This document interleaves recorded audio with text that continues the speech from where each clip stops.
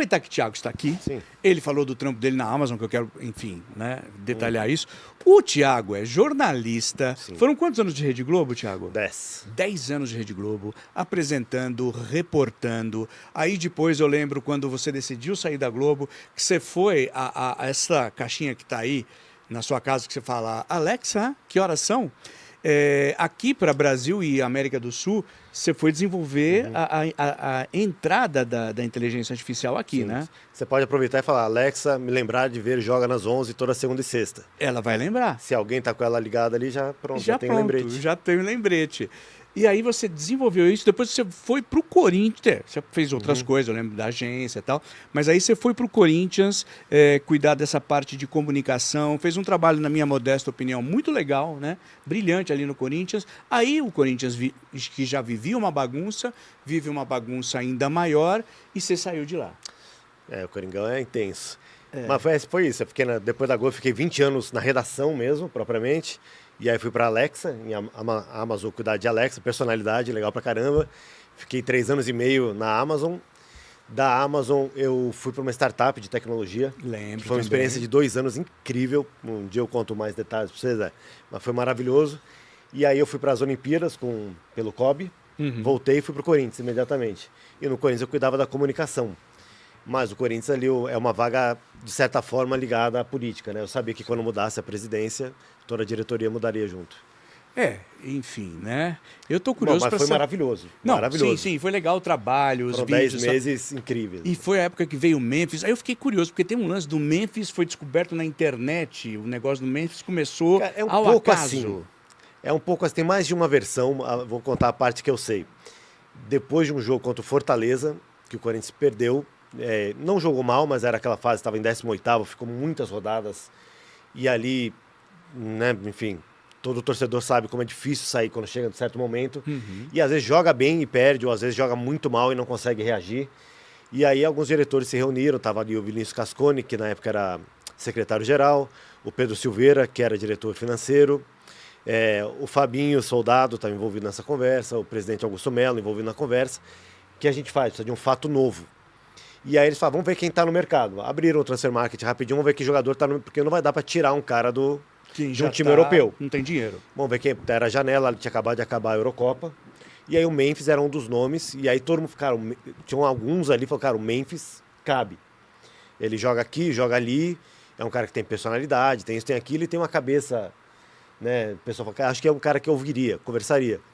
E aí entraram em contato. Tem o departamento de futebol de inteligência ali no Corinthians, o Cifute, que agora mudou de nome, esqueci o nome, Performance, eu acho. E aí eles, né, falaram, não, beleza, vamos lá, acho que aqui, cara, consultaram, ali tem toda a galera profissional. O futebol do Corinthians, quando eu cheguei lá, depois de uma semana, eu pensei, cara, se separar o futebol do resto, vai ser um outro mundo. O futebol do Corinthians é muito profissional. O clube tem várias questões de estatuto e tudo mais, é mais difícil de mexer. Se separasse, o que também passaria por todo esse processo, o futebol do Corinthians é muito profissional, tem muita gente incrível lá. Atletas e toda a comissão técnica em tudo quanto é departamento que um clube grande tem. E aí eles falam, cara, sim, tenta. Aí eles entraram em contato naquela madrugada com os agentes do Memphis e começaram a conversar ali. Primeiro por Zoom, não sei qual foi a ferramenta, mas uma conversa que começou durante a madrugada era, sei lá, 6, 7 da manhã na Europa, no Brasil era madrugada, e se estendeu no dia seguinte e nos dias seguintes. E avançou, assim, meio rápido, né? Porque a janela estava bem perto de fechar. Eu lembro disso. Eu lembro que no dia o Memphis chegou, em tese, a tempo de jogar na Copa do Brasil, mas não deu tempo de inscrever. Era uma sexta-feira, 10 da noite e tal. Eu lembro que a gente ficou, eu fiquei... Esperando, né? se vai ou não, bida, não bida. Bida não bida. E aí, não deu tempo de bidar nesse primeiro jogo, mas estava ali nessa janela apertadinha. E o time tinha que vencer, acho que era o Juventude, aquele gol do André Ramalho de cabeça no finalzinho, machucado, foi meio épico e tal. E esse momento bom do Corinthians no Brasileirão começou uma rodada antes, 1º de setembro, que é aniversário do Corinthians, contra o Flamengo, na Arena. Um jogo que o Corinthians entrou com uma vibração acima, que é esse negócio de... Naquele jogo, a vibração do Corinthians estava um pouquinho acima da do Flamengo. Foi um jogo que o Yuri Alberto foi expulso por uma falta dura, que também não é característica do Yuri. O Yuri é o cara mais gentil que eu já conheci na vida. E ele fez uma falta dura, ele foi expulso, obviamente, desculpa, vou embora, mas mostrou que o time estava numa vibração ali, e ali começou a reação. Voltou a perder ainda, mas depois engatou aquela sequência longa de vitórias. Que tal. louco E isso. a chegada do Memphis mexeu também com isso tudo no lado psicológico, não só técnico. Muito doido. Muito doido doido. ouvir, né? Muito assim, doido, o bastidor da... Pô, foi a fico contratação mais imaginando, bombástica do ano passado. Além do né? Memphis, Não, é quais incrível. eram os outros que estavam ali? Quem que estava ali? Eu não sei porque essa conversa começou uma semana antes de eu chegar. Tá, entendi. O Memphis chega, eu tava no Corinthians há 2, 3 dias. Eu lembro quando você, enfim, fez os vídeos e tal. Vocês querem ver só... Bom, o Corinthians continua, né? A bagunça parece que deu uma acalmada, mas tem aquela coisa, precisa fazer dinheiro, talvez precise vender jogador, mas não quer se desfazer do trio principal, que Garro, Memphis e Yuri Alberto. A gente vai colocar aqui as multas ali, ó, quanto custa para tirar cada um deles, né? A gente teve uma história aí de que o Flamengo quer o Garro por causa do Arrascaeta, enfim, a multa para o Nacional aqui é de 300 milhões, para o mercado internacional 630. O Memphis, para o Nacional, 150 milhões, para o mercado internacional, só... Gente, por favor, né? É um só 30 milhões para o tamanho do negócio. O Besiktas parece que está interessado. E o Yuri tem para o mercado nacional 500 milhões e para o internacional 600 milhões. Você não está mais lá, mas tem alguma coisa de concreto, Thiago, nisso aí? O que eu sei, eu não sei sobre saída. O que eu sei é que no final do ano passado, e eles que me contaram, os 3 conversaram e fizeram um pacto entre eles de não sair. Tá. Vamos ficar? Vocês estão felizes aqui? Vocês ganham bem? Ganhamos. Se você for sair, você vai ganhar quanto? Acho que eu teria mercado para tanto. Muda a sua vida? Melhora, mas eu estou muito bem. O Yuri está muito feliz no Corinthians. O Memphis se encaixou. O Memphis, eu tenho a sensação que ele dá uma oscilada, porque ele sabe o tamanho dele, ele sabe que ele tem mercado na Europa, mas ele se encaixou bem, ele vestiu a camisa. Tipo, é o projeto dele, ele não está com a cabeça em outro lugar. Mas, obviamente... Se eles não tiver a estrutura que ele quer e tal, obviamente ele sabe que se ele quiser sair, ele sai. E o Garro também, ele ficou muito feliz, ele teve uma fase difícil, a chegada dele no Corinthians, vocês lembram? Sim. Ele ficou um tempão sem jogar, questão de documentação, e na Argentina ele era muito querido pela torcida e tal, não foi fácil. A questão da chegada 10, dele perder a 10, mexeu? Eu te com o conto bastidor? disso também. E aí, eles conversaram no final, na reta final do Brasileirão, antes de acabar, antes do Corinthians estar realmente salvo, muito antes de conseguir a vaga na Libertadores. Vamos ficar, vamos colocar 100% aqui? Vamos. Vamos fazer o Paulistão? Vamos. E depois a gente conversa. Então eu não sei como é que está nesse momento. Sim, tá. Mas até o Paulistão eles se comprometeram de, nossa vida é isso aqui, a gente vai se dedicar, vai ser a nossa prioridade total. Então, tanto de treino, de vida social e tudo mais. Porque, obviamente, cada um está num estágio diferente, né? Super. Da vida, né? O Yuri é pai, ele é super caseiro, ele fez um esquema dele para a vida dele girar em torno do Corinthians. Ele mora em São José dos Campos, ele tem, às vezes, motorista, às vezes o pai. Então ele descansa no carro, ele está longe do trânsito, do burburinho do centro paulistano. Enfim, a vida dele é para ele treinar e jogar. Ele é profissional absurdo, assim, ele realmente treina muito na folga, nas férias, muito acompanhado, né? Não da cabeça dele. O Memphis tem uma vida social que ele gosta, mas ele é extremamente profissional, cobra pra caramba. E o Garro é familiar, assim, o Garro é desconfiado, ele não baixa a guarda, ele é casado, tem filho pequeno, e ele tem essa vida ali. Mas ele tem ambições também, né? Você começa a chegar numa idade como jogador, mas enfim, são 3 jogadores que eu admiro bastante. Mas e o problema da 10 e do 8 lá? A 10, quando negociaram, vem, então vamos fechar detalhes de prazo, multas, e aí colocaram ali, e eu sei que foi o Corinthians que ofereceu. Quer ser camisa 10? Quero ser camisa 10. Ele não conhecia o elenco do Corinthians, não sabia quem era o dono da 10 naquele momento. E, enfim, aí ele chegou, e aí quando acabou o ano ele falou, e a 10? E aí o Fabinho Soldado, o gerente de futebol, foi comunicar pro Garro. O Garro não gostou. Não gostou não, ele não foi, ele ficou triste. Porque juntou um monte de coisa, né? Teve aquele acidente dele no comecinho do ano, a mudança da camisa, e aí ele estava com muita dor no joelho, uma dor crônica que ele tem há anos, que vai e volta. E aí ele falou, bom, então ele até resolveu sair para tratar, lembra disso? Foi para Espanha. Mas eu e o Vinícius Manfred, que é superintendente de marketing, que saiu e voltou, tá lá, que é um cara incrível também, tem muitos anos de Corinthians, a gente sentou com ele e falou, vamos transformar isso numa história incrível, vou te contar a história da camisa 8 do Corinthians, você não precisa conhecer o Corinthians, a gente vai te contar. E aí ele se encantou, ele falou, tá bom, mas primeiro ele não queria muito, aí ele baixou a guarda, tá, me conta mais.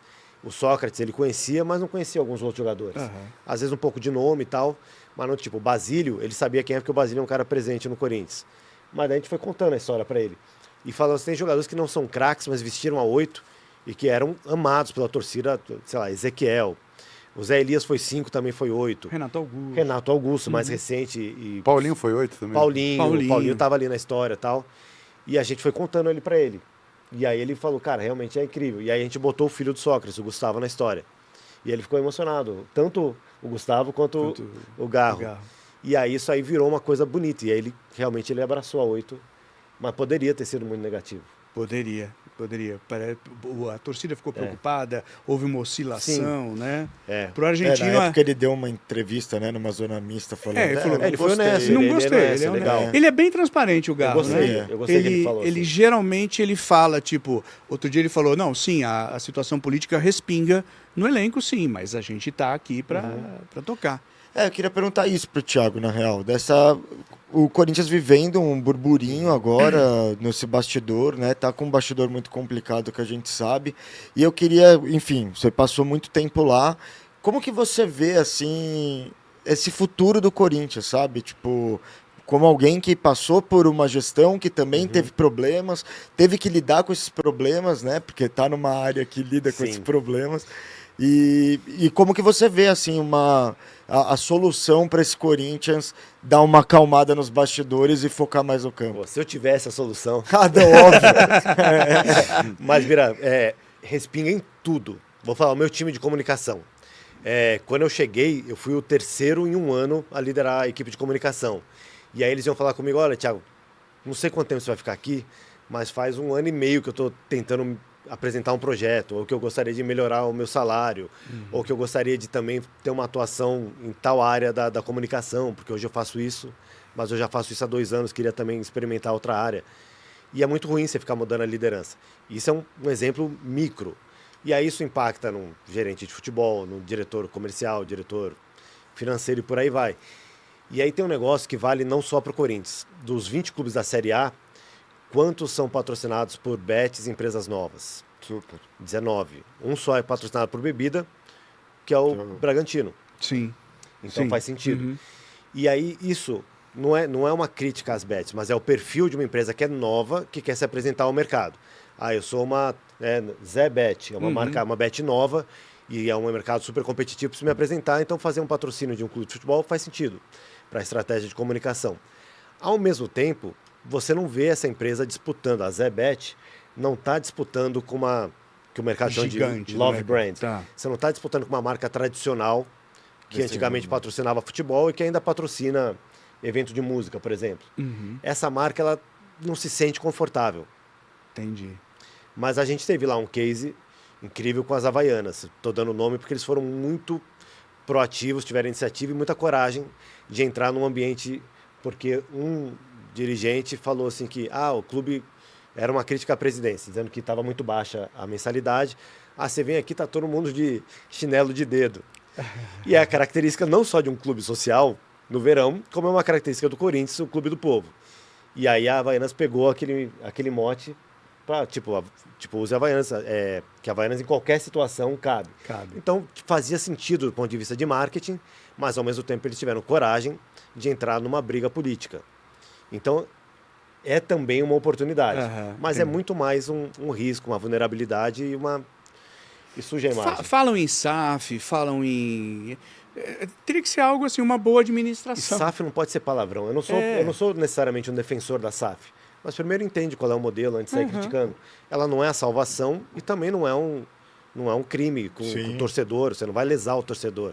Você vai mudar a forma de gestão do clube. Né? Nós temos SAFs funcionando e SAFs não funcionando no futebol brasileiro. Que a galera fica nessa por causa... a torcida vai perder uma autonomia, que a verdade é que já nem tem, né? Não no Corinthians, quem é que vota? Quem vota são sócios do clube social. Não consegue nem mudar o estatuto para que isso mude, né? Pois é, enfim. Todo mundo, como torcedor, pensa quanto dinheiro você já deu. Não é essa forma de colocar, mas quanto dinheiro você já deu pro seu clube em ingresso, camisa, boné, pay-per-view. Você não paga o pay-per-view para ajudar a empresa de pay-per-view, você paga porque você quer ver o seu time. Total. Quanto dinheiro você põe e você não tem direito a voto. Male você pode protestar, porque depende da faixa que você levar no estádio, vão tirar.